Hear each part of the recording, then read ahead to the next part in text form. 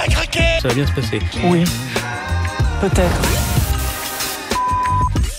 Vendredi 14 juin, Jean-Noël Barrot, le ministre délégué chargé de l'Europe, était invité sur BFM TV dans le cadre des prochaines élections législatives. Et vous allez voir qu'il a littéralement explosé en plein vol quand les journalistes ont osé exprimer des réserves sur la gestion économique de la France par la Macronie.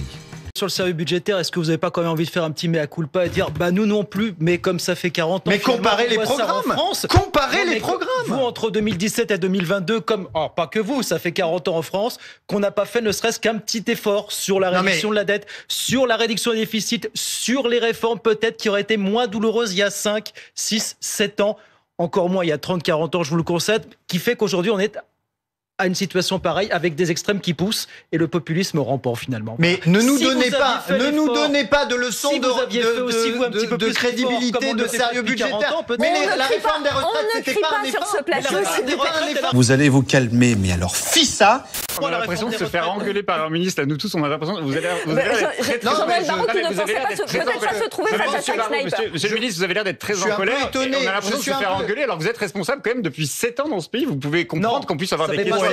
Je suis un peu étonné de vous entendre me parler de crédibilité budgétaire tout en nous ayant reproché d'avoir fait la réforme des retraites. Ça fait pas 7 ans, ça fait 40 ans en fait, on ne s'attaque pas à ces questions. On peut porter le crédit de ceux qui ont voté pour M. Macron en 2017, d'avoir fait un choix de renouveau, d'avoir cru dans la possibilité de M. Macron d'apporter quelque chose de dynamique. Et 7 ans plus tard, la crise politique économique dans laquelle on est, faire un petit mea culpa, là vous nous engueulez, vous avez l'air hyper en colère. Je ne sais pas pourquoi vous êtes en colère. Je pense qu'il y a une personne sur laquelle vous devriez être en colère, c'est Emmanuel Macron, je le suis, et vous devriez l'être parce qu'il vous met dans une situation totalement inconfortable. Et toc, remonte ton slibard, Lothar.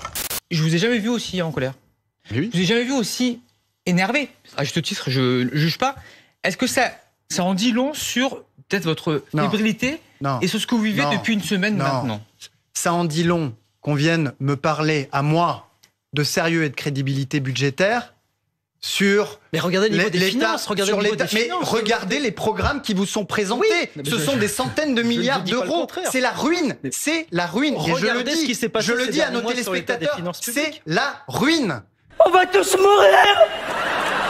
Alors on rappellera à monsieur Jean-Noël Barrot que lorsqu'on appartient à un gouvernement qui a creusé de près de 1000 milliards la dette du pays depuis 2017, on est quand même mal placé pour critiquer le programme économique des oppositions politiques. Alors là, c'est vraiment l'hôpital qui se fout de la charcuterie.